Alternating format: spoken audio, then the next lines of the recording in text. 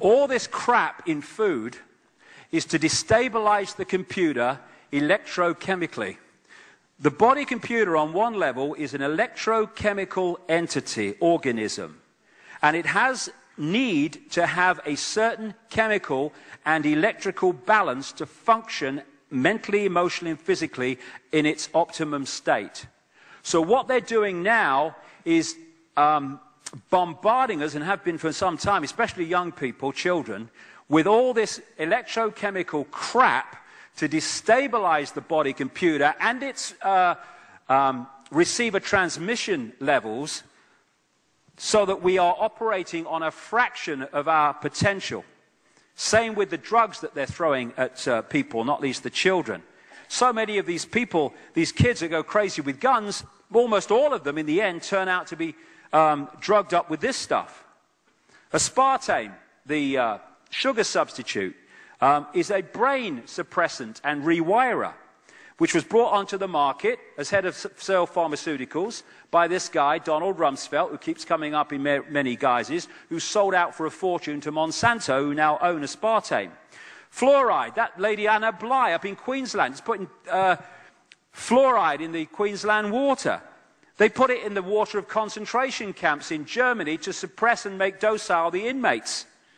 Fluoride is a brain suppressant. Monsanto, again, comes up again and again. The home of genetically modified food. Why? Because it's to genetically modify us. Genetically modified food affects human DNA. And I'll give you an example of just how detailed this is, because what it comes down to on so many levels is there is a level of knowledge here about how everything works, and then there's a level of knowledge that the public are allowed to have. I'll tell you a story I came across only last week.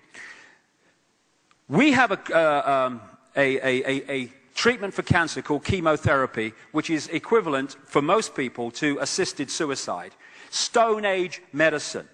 What chemotherapy does, as we are at the cutting edge of knowledge, is kills cells. That's what it does. It kills cells. It doesn't kill cancer cells only, it kills all cells. And the question is, do we kill enough healthy cells to kill the patient before we've killed the cancer cells to rid of the cancer? So what they're doing now is, some people anyway, they're trying to find drugs or a biomarker that will put into cancer cells which will only track the drug and the healthy cells won't.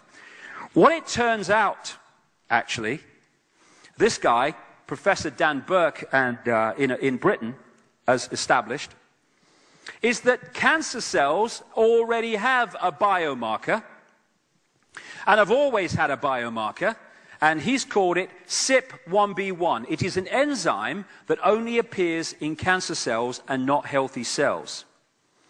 What he then did was get with another man, Professor Potter at Leicester University, who came up with a substance found in many fruit and vegetables, which is called salvestrols. That's what they call it.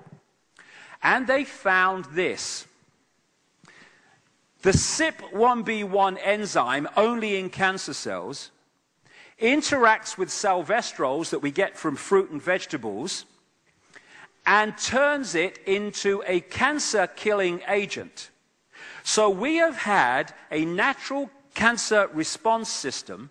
As long as we eat fruit and vegetables in rich numbers with these salvestrols in them, when we get a cancer cell, the CYP1B1 enzyme within the cancer cell, but not in the healthy one, creates a chemical reaction with the salvestrols and kills the cancer cell, and doesn't harm normal cells.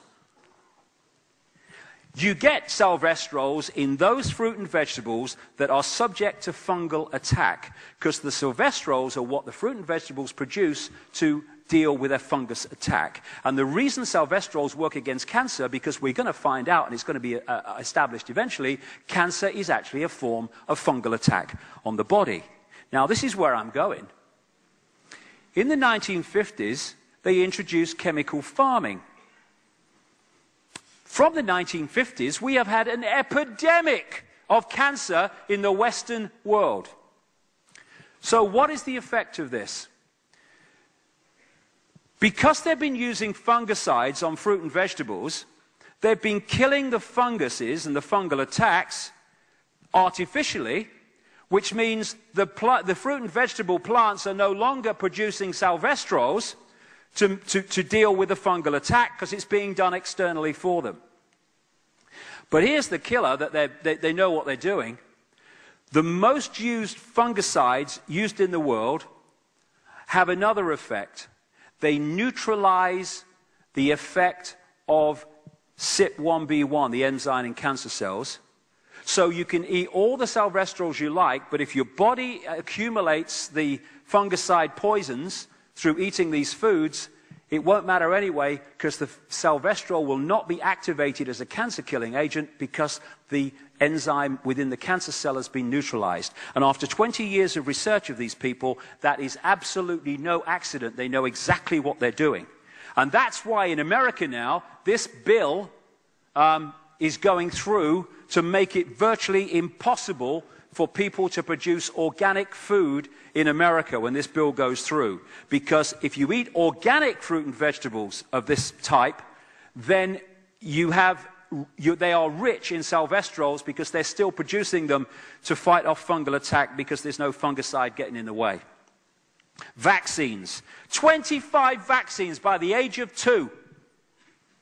An emerging, growing immune system gets attacked with that shite in that period of time, and we think that children are going to grow into adults with immune systems that are as effective as they could be. You're having a bloody laugh. And these things that vaccines were supposed to get rid of were in free fall before the vaccines came in. Another scam.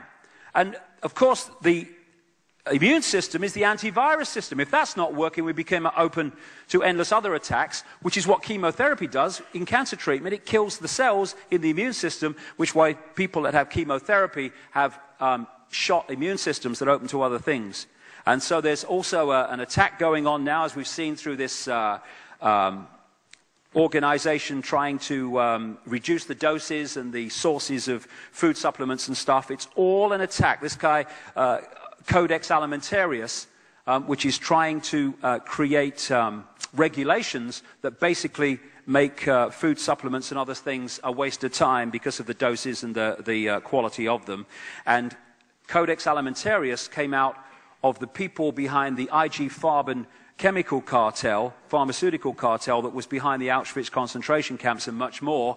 And this guy, Fritz Tamiya, who was jailed by the Nuremberg trials for 7 years for war crimes and was got out after 4 thanks to Nelson Rockefeller, his friend in America. He was the man with others in the 1960s that set up Codex Alimentarius, which is now trying to destroy our ability to bridge the gap between what we used to get from fruit and vegetables and food and we don't get now. It's mass culling of the population. That's what they're after. And international law, international regulations is the way they're doing it.